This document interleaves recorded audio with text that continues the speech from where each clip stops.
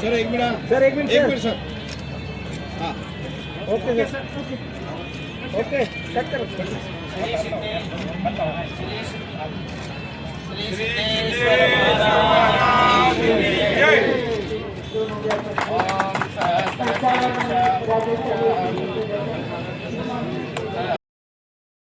देवस्थान त्यांचं कमिटी यांचे सर्व पदाधिकारी आहेत, कडावी साहेब, सुधारे साहेब, चकोते साहेब, सर्व मंचावर उपस्थित सर्व मान्यवर, आलेले सर्व पत्रकार बांधव. आमच्या प्रदर्शन पाहण्यामुळे जवळजवळ एक तास लेट झाला, परंतु मला स्वतःला बऱ्याचशा गोष्टी नवीन कळाल्या. आता मी एक म्हणजे आमच्या गावाला जेव्हा आमची शेती आहे तर त्याच्यामध्ये मी जेव्हा लहान होतो तर आमच्या गावात प्रत्येकाच्या घरात किमान 2 बैल होते. आमच्या घरी पण जवळजवळ गेल्या 7-8 वर्षापर्यंत बैल होते. तेव्हा ट्रॅक्टर गावात 1 किंवा 2च ट्रॅक्टर असायचे. आणि आता आजच्या घडीला कंडिशन अशी आली की आमच्या गावात बैलच नाही. आमच्या गावात मला वाटते बेंद्राला, आमच्याकडे बेंदूर असतो, तर बेंद्राला ती बैल आणतं का नाही मला आठवत नाही, कारण मी जेव्हा लहान होतो तेव्हा ते मोठा सण असायचा. त्या गावात मग आमच्या ठरलेला प्रत्येक जण ऑलमोस्ट प्रत्येक शेतकऱ्याच्या घरात 2 काही जणांना जास्त नसायचे. तर आजच्या घडीला मग काय झालं की आता शासनाचा पण चांगलं हे आहे, म्हणजे त्याला मोटिवेशन आहे की ऑलमोस्ट प्रत्येकाच्या घरात आता मी आमच्या घरात बघतो ना, तिथे प्रत्येकाकडे ट्रॅक्टर आलेला आहे. परंतु शेतीचं जे म्हणजे बऱ्याचशा गोष्टी आपण म्हणतो ना, मी अजून मला आठवते 2000 माझं जेव्हा MBBS झालं त्यानंतर मी एकदा असंच आईबरोबर मी बाजारात गेलो होतो बाजार करायला. तर मला वाटतं तेव्हा वांग्याचा दर होता 40 रुपये किलो. आज मला वाटतं तेवढाच आहे. आता किती आहे ते नव्हतं. मी 2010 का 12 मध्ये मला अजून आठवते तेव्हा आपण ते बटाटा, कांद्याचा कमी जास्त होता, पण वांग्याचा रेट होता तो 40 रुपये किलो होता. आज जवळजवळ त्याला किती झाले, 2011 त्याचा मला आठवत होते 2010चा रेट आणि 2025 आले तो रेट तेवढाच आहे. परंतु त्या ट्रॅक्टरची किंमत तेव्हा 2 लाख होती, ती आता 8 लाख झाली, 12 लाख झाली. परंतु आपल्या वांग्याचा रेट तेवढाच आहे ना. म्हणजे शेतीमध्ये त्यामुळे सांगतो अल्टिमेटली आपले जे लागणारा खर्च आहे तो वाढत चालला. त्यावेळेस समजा ते काहीतरी 40 रुपये लिटर का 50 रुपये लिटर आपलं डिझेल होतं है ना. आता ते 100 रुपयाच्या वर गेले. म्हणजे प्रत्येक गोष्ट आपलं त्या सीडचं जे पॅकेट भेटायचं आपलं म्हणजे बियाणं आहे त्याची कॉस्ट जवळजवळ तिप्पट चौपट झाली. परंतु आपला जो शेतकऱ्याला येणारा जो उत्पन्नाचा दर आहे तो तेवढाच फिक्स आहे. त्यामुळं दर का वाढत नाही, त्यात समजा कापूस आहे, सोयाबीन आहे, त्याला इंटरनॅशनल मार्केटचा इम्पॅक्ट आहे. आपण किती पण जास्त उत्पादन केलं तर ते अमेरिकेमधले, रशियामधले, तर किंवा सोयाबीनच्या उत्पादनामध्ये ब्राझील आहे, तर ते जे देश आहेत ते एवढ्या मोठ्या क्वांटिटीत आणि एवढा स्वस्त तयार करतात की आपल्याकडे किती पण दर वाढला तर ते एका लिमिटच्या पलीकडे वाढू शकत नाही. त्यामुळं आपलं एक बरेकरी उत्पादन वाढलं पाहिजे आणि कॉस्ट कमी झाली पाहिजे. त्यासाठी त्याच्यामध्ये महत्वाचा फॅक्टर आहे की बाबा जास्तीत जास्त मेकॅनायझेशन करणे.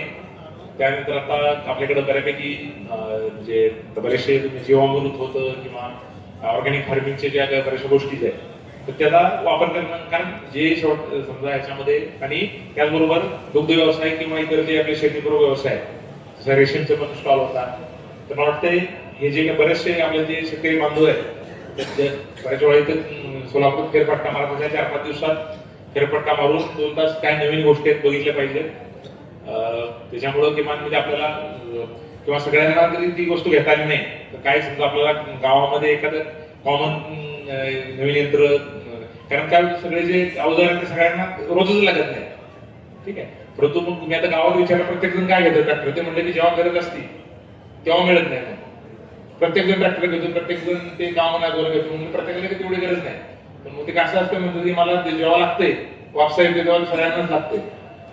परंतु मला वाटतं हे थोडंसं आपल्याकडं ते कल्चर केलं म्हणजे ऍक्च्युली सगळ्यांना काही रोटावेटर रोज लागत नाही, सगळ्यांना काय ते पेरणीचे तर लागत नाही. ते समजा कॉमन जरी घेता आलं 2-4 लोकांनी तर कॉस्ट पण कमी होती, मेंटेनन्सची कॉस्ट कमी होती. तर मला वाटतं त्याचा पण विचार झाला पाहिजे. आणि पुन्हा एकदा जे आयोजक आहेत एवढं मोठं आपलं प्रदर्शन आयोजित केलेलं आहे तर त्याचा जास्तीत जास्त लोकांनी पुन्हा एकदा याचा फायदा घ्यावा. ज्ञानेश्वरच्या चरणी नतमस्तक होऊन कर्मयोगी अप्पांच्या मूर्तीला वंदन करतो.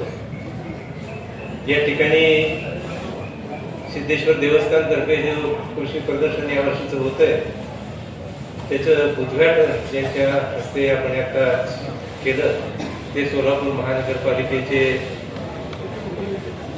आयुक्त सन्माननीय डॉक्टर सचिन ओंबासे साहेब, त्याचप्रमाणे या ठिकाणी मुद्दामून उपस्थित असलेले आमचे स्वामी समर्थ सूत गिरणीचे चेअरमन माननीय श्री राजशेखर शिवदारे, माझे सर्व सहकारी माधवकर चाकोते, सिद्धाराम चाकोते, गुरुराज माळगे, तम्मा मकरे, आमच्या सिद्धेश्वर बँकेचे चेअरमन श्री गंभीरे, श्री खोत साहेब, श्री विजयकुमार बरबडे, श्री कांबळे साहेब, या ठिकाणी हे आता जे प्रदर्शन गेले 7-8 वर्ष आपण करतोय त्याचं आयोजन करण्यासाठी जे आम्हाला मोठं सहकार्य लाभतं ते स्मार्ट एक्सपोचे आमचे शेटे साहेब, कारखान्याचे आणि देवस्थानचे सर्व विश्वस्त, या ठिकाणी मोठ्या संख्येनं उपस्थित असलेल्या सर्व पत्रकार, जास्त काही बोलण्याची गरज मला वाटत नाही आजच्या, परंतु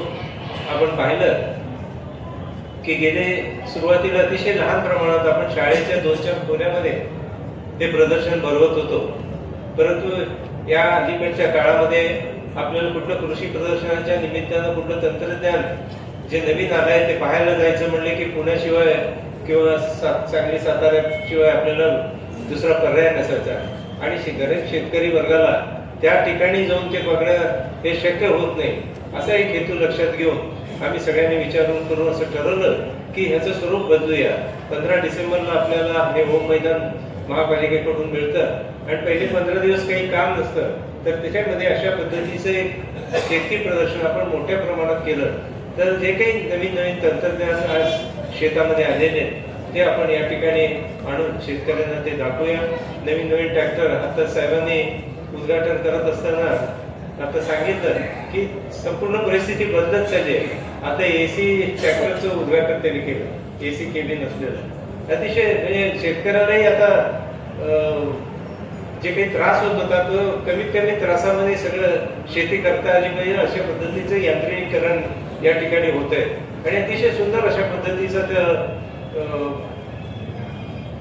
ट्रॅक्टर त्या ठिकाणी त्यांनी आज आणलेलं आहे. पुढं इंडियन मॅन्युफॅक्चर पण त्या पद्धतीचं ते करतील, परंतु विशेष करून जी नवीन टेक्नॉलॉजी आली साहेबांनी ज्याचा मुख्य मी जास्त बोलणार नाही परंतु ज्याचा उल्लेख केला की शेतीचे भाव कुठं वाढत नाही आणि त्यामुळे शेतकरी सतत काय झालं की 2 वर्षांनी परत अडचणीतच असतो.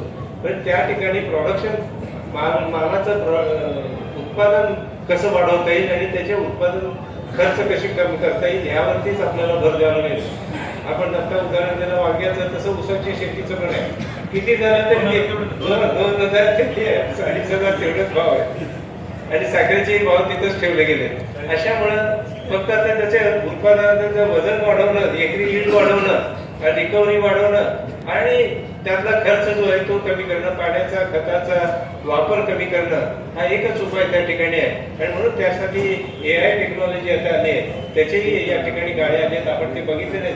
त्या AI टेक्नॉलॉजीच्या माध्यमातून जेवढं पाहिजे तेवढं पाणी त्या संपूर्ण ॲटोमायझेशनच्या पद्धतीने दिलं जातं आणि ते तंत्रज्ञान या ठिकाणी स्टॉल्स आणलेले आहेत. परंतु पुढच्या वर्षी तशा पद्धतीचे जर लाईव्ह प्रोजेक्ट आपल्याला या ठिकाणी करता आले तर ते करण्याचा आमचा प्रयत्न आहे. अशा पद्धतीनं एकंदरीत ही जी टेक्नॉलॉजी आहे ती या कृषी प्रदर्शनाच्या माध्यमातून आपल्या भागातल्या या लोकांना पाहायला मिळावी हा हेतू शिवून देवस्थानने हे सातत्यानं हे प्रदर्शन प्रत्येक वर्षी थोडं मोठं करत चाललेलं आहे. यावेळेस अतिशय चांगल्या सोयी आमच्या शेटे साहेबांनी या ठिकाणी या मंडप असू दे, सॅनिटेशनची व्यवस्था दे, CCTV कॅमेरा या सगळ्याच्या माध्यमातून या ठिकाणी केलेले आहे. मी या ठिकाणी सर्वांना आवाहन करू इच्छितो की पत्रकार बंधूंनाही आवाहन करू इच्छितो की त्यांनी या प्रदर्शनाची माहिती प्रत्येक ह्याच्यातले जे महत्वाचे हे आहे, बाकी दरवर्षी येणारे तर स्टॉल आहेतच, पण जे महत्वाचे नवीन टेक्नॉलॉजीचे आलेले आहेत तर त्या सगळ्यांना आपण लोकांपर्यंत पोहोचवण्याचं काम या ठिकाणी करावं आणि या 25 ते 29 तारखेच्या 5 दिवसाच्या प्रदर्शनामध्ये जास्तीत जास्त शेतकऱ्यांनी या ठिकाणी येऊन या प्रदर्शनाचा लाभ घ्यावा. आज या ठिकाणी कमिशनर साहेब या ठिकाणी आले. अतिशय ऍक्टिव्ह अशा पद्धतीचं, कार्यक्षम अशा पद्धतीचे अधिकारी महापालिकेला मिळाले म्हणलं त्याची चुकी करणार नाही. 2-4 बैठकीच्या निमित्तानं त्यांच्याकडे जाण्याचा योग आला, पण कामाचा निपटारा एवढा फास्ट आहे त्यांचा, आणि एखादा निर्णय घेतला किंवा एखादी गोष्ट बघितली तर परत एकदा त्यांना सांगायची गरज नाही. परत महिना 2 महिने घ्या, त्यांना ते जागेच्या मॅप पासून सगळ्या गोष्टी माहीत असतात. अशा पद्धतीनं जे अधिकारी आहे त्यांना थोडं स्वातंत्र्य मिळालं, विशेष करून त्यांना चांगलं मिळालं. प्रशासक म्हणून जे काम करायला मिळालं त्या याच्यामध्ये बरेचसे निर्णय त्यांनी घेऊन टाकले, आणि अशा पद्धतीनं काम करणारे अधिकारी आज महापालिकेला आणि आजच्या ह्या उद्घाटनाला आपल्याला मिळाले. त्याचं मी देवस्थानच्या वतीनं नक्की आभार मानतो. आणि या निमित्तानं देवस्थानच्या पण काही प्रकल्पाविषयी किंवा काही गोष्टीबद्दल त्यांच्या पुढे चर्चा झाली, ते मात्र कागदपत्रावरच राहिलेच आहे. त्याला ऐकलं नाही आम्ही दिलंय सर, आम्ही ऍक्शन केलं. Thank you sir. मी पुन्हा हो हो ठीक आहे. आभार मानून मी माझे 2 शब्द संपतो. स्वागतम. सिद्धेश्वर कृषी प्रदर्शन श्री सिद्धेश्वर देवस्थानच्या वतीनं आज घडवित आहे, आणि हे 55 वर्ष अविरत सेवा शेतकऱ्यांच्या सेवेसाठी देवस्थान या ठिकाणी करीत आहे. व्यासपीठावरील माननीय आयुक्त श्री तोंबासे सर, माननीय धर्मराज काडादी, त्यानंतर माननीय राजशेखर शिवदारे साहेब आणि सर्व व्यासपीठावरील मंच, सिद्धेश्वर देवस्थानचे विश्वस्त, कारखान्याचे संचालक, सर्व शेतकरी बंधू आणि पत्रकार मंडळी, खरोखर आजचा दिवस शेतकऱ्यांसाठी अत्यंत चांगला असा आहे. दरवर्षी आपण मोठ्या प्रमाणात भरवतो, परंतु ह्या वर्षाचं वैशिष्ट्य हे जर्मन हँगर पद्धतीने आपण उभारणी या ठिकाणी मंडपाची जी केलेली आहे ती अशी अतिशय भव्य अशा स्वरूपात या ठिकाणी उभारणी केलेली आहे, आणि त्याच्यामध्ये 200 पेक्षा जास्त 300 पेक्षा जास्त स्टॉल्स या ठिकाणी आज अत्यंत सगळ्या शेतकऱ्यांना माहिती देण्यासाठी, मग नवं तंत्रज्ञान असेल, बियाणं असेल, खतं असतील, ड्रिपची योजना असेल, सर्व यंत्र असतील, शेतकऱ्यांसाठी लहान लहान अवजारे आहेत, या सर्वांची या ठिकाणी प्रत्येक स्टॉलमध्ये आपल्याला त्या ठिकाणी शेतकऱ्यांना काहीतरी शेतकऱ्यांना बघायला मिळणार आहे. त्याचबरोबर सोलापुरातल्या नागरिकांना सुद्धा त्याच्यातले काही महत्वाचे जे आयटम्स आहेत, रोपं आहेत, ही सर्व फुलं आहेत, फुलझाड आहेत, या सर्वांची सुद्धा त्याच्यामध्ये आहे. या वर्षीचं वैशिष्ट्य म्हणजे पुष्प प्रदर्शन आपण रोटरी क्लबच्या माध्यमातून या ठिकाणी अत्यंत नेटक्या पद्धतीने आपण भरवलेले आहे. त्याचा सुद्धा शेतकऱ्यांनी आणि नागरिकांनी चांगल्या पद्धतीने आस्वाद घ्यावा. माननीय आयुक्त साहेबांनी या ठिकाणी प्रदर्शनाला दालनाला भेट देत असताना अत्यंत बारकाईनं प्रत्येक मशिनरीचं आणि प्रत्येक ठिकाणी त्या ठिकाणी जी मशिनरी आहे त्याचा बारकाईने त्याचा उपयोग कसा आहे याबद्दलची उत्सुकता त्याच्यामध्ये दाखवली.